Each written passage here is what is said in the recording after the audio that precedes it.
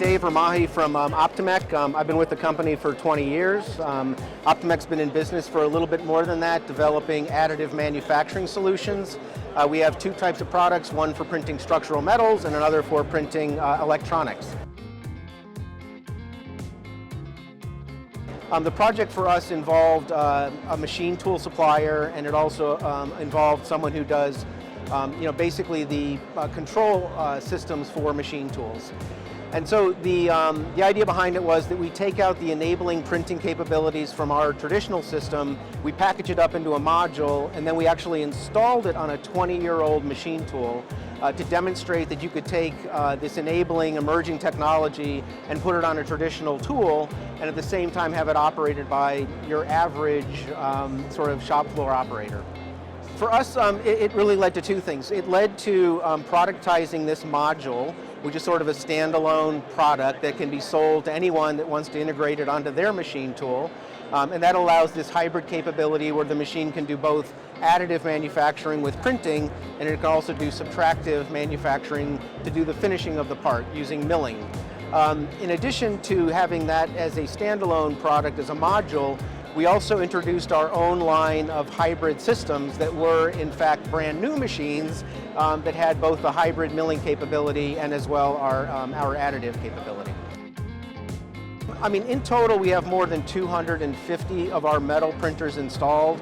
Of that number, there's around 40 that were born of that project.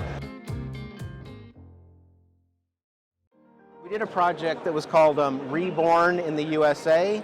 And the idea behind that was to basically use additive manufacturing to be able to repair worn or damaged components, which is something that our technology had long done. But what the Air Force needed was to have some assurances that the performance of a repaired component was as good as a new part. So it was a fairly large project. I think it was around $3 million in total funding, half put up by the participants and half coming from the Air Force through America Makes.